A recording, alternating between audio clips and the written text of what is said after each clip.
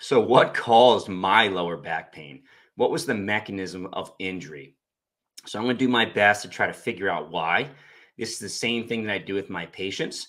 We want to get an idea of why people got hurt so that we can prevent some injury in the future and make sure we don't perpetuate this injury by doing the same things that got you hurt in the first place, right? So, I've been having recurrent low back pain since the birth of my son. This is about 1.5 years ago. And I've had about 3 to 4 bouts of lower back pain. And I got to tell you, I have a long history of competing in strongman and CrossFit.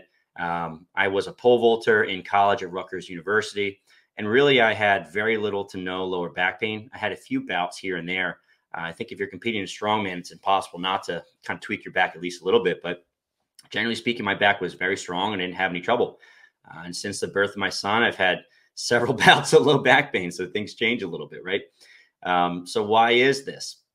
Well, I guess I'm just guessing here. But generally speaking, my stress levels have gone up and my sleep levels have gone down. As a new father, sometimes babies don't sleep as well as you like them to, and you have to tend to them in the middle of the night, right? On top of that, I recently purchased a new home, which is awesome. We're very excited about that. But moving into that new home and trying to do all the home renovations is tough. On top of that, I'm still juggling my business and family. I'm a physical therapist. I do a lot of stuff outside of my 9 to 5, as you guys know. And my wife is also a very busy professional too. She's a family medicine physician. She works a lot. So managing all those things is challenging and stress levels go up as a result, right? I put some citations on these as well. So if you want to go check out these studies I'm citing about sleep and stress correlating with injury, feel free to check those out, right? On top of that, in terms of training, I do a lot of squatting. I do a lot of deadlifting. I like heavy lower body strength training, which in and of itself is going to be a risk factor for low back pain, right? As much as I love weightlifting and don't think anyone should stop for this reason, low back injuries are number one, generally speaking, for most people that like to do weight training.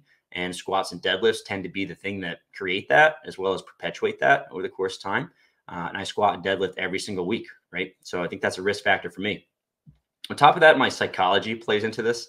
I've been reading some really cool research recently about psychological profiles that correlate with injury. And two big ones that correlate with injury are perfectionism, a specific type of perfectionism, as well as athletic identity. So if you're a perfectionist in the gym and you feel like you really have to push to make sure you get everything done on a weekly basis, despite maybe how bad you might feel or worn down you feel, you're a little more likely to get hurt. And we'll talk about this in a minute as it correlates to my recent injury. On top of that, athletic identity. So if you identify as a fitness person or someone who really, really values their sport, then you're going to be more likely to push.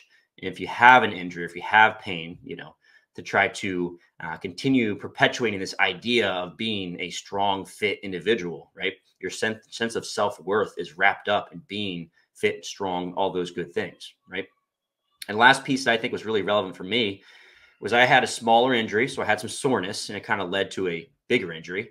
And we have some research in soccer players that non-time loss injuries, so injuries that don't force you to stop practicing, more likely will turn into larger injuries, which tend to be time loss injuries, which is exactly what happened for me. Started off with some soreness, wasn't limiting my ability to train, and it ended up being a bigger injury, and it definitely limited my ability to train, right? And here's the thing. If you want to see me go in depth on reasons why people get hurt in the gym, I have a mini course on this. It's called the Fitness Pain Free Mini Course. And one of the modules is 7 reasons why people get hurt in the gym and what to do about it. I'll leave a link in the show notes, but definitely check that out if you want to go in depth on this topic. So, going back on my mechanism of injury, what kind of happened in the days prior to getting hurt? Well, new home, right? And I have a new driveway that goes with it, and it's wintertime in New England, and it's going to snow, right? And we had a snowstorm which required several hours worth of shoveling, right? And then once I was done shoveling, it snowed again. And I think it was about 3 days of snowing. And like I said, it's a new house, new steep driveway, and I was doing a ton of shoveling. At the time, the snowblower we had, the machine wasn't working, AKA I didn't know how to use it. Eventually we figured it out, right? And I was getting pretty sore from all the shoveling in my lower back. And I knew this, but I wanted to make sure I got got my driveway plowed, and someone's got to do it, right? So when I was in the gym in the week or two leading up to this injury, I did modify some of my training slightly just because my back was tweaked a little bit. So I was doing more Romanian deadlifts over conventional deadlifts. I was going a little less heavy. I was increasing the reps. But that was probably what started everything. So one fateful day, I was quite fatigued and sore, and I've been running 2 to 3 times a week for the past several years. I am currently preparing for a 10K, and my workouts were getting harder and harder. I was doing these tempo runs, and I was just sore from the shoveling and life, and I was actually peaking for the end of a month, right? And I knew that I was sore in my lower back. I knew that my right hamstring was actually getting very tight, which may have actually been radicular symptoms at the time, but I didn't think of it, right? And in my head, from a psychological perspective, I kind of thought, all right, so this is week 3. Usually week 3, week 4 is when I really push things from a programming perspective. So I'm going to really hit this run hard. And then my other thought was that this is a little soon in the month to be peaking and to feel this bad. So what I'll probably end up doing is I'll finish this run and then I'll kind of deload on Friday. So the run was, I think, on a Sunday. And my plan was to actually do another tough run that coming Friday. But in my mind, I was like, I don't think I'm going to be able to do it. Let's see if we can get through this workout. And then on Friday, we'll just deload because your body is so beat up, right? And this kind of goes back to that psychological profile, right? I care greatly about being a good athlete, pushing my strength, pushing my fitness, pushing my ability to run.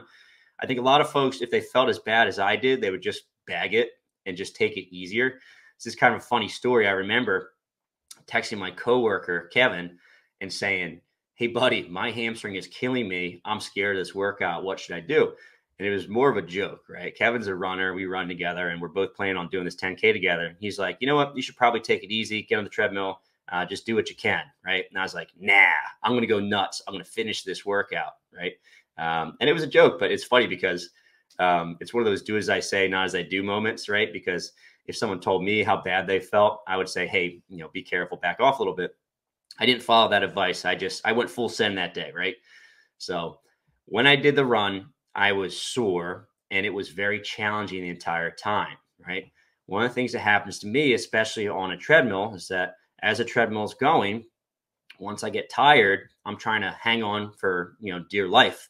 And I will overextend. I'll really lean back quite a bit while I'm running. And I think this is mostly because it's my compensation when I'm tired. I start running that way. But the other piece is that the treadmill doesn't slow down. So it pushes that even a little bit more for me. So I was actually pretty sore while I was running. And that night I was like, oh man, I pushed it a little too hard, but I wasn't that painful, right? What happened was over the course of the week, it just got worse and worse, right? And to be honest, when I got this on Sunday, my pain was pretty bad, but it definitely got worse. I think the worst day was Friday. I was really, really sore. So this is one of those ones that built up over the course of the week.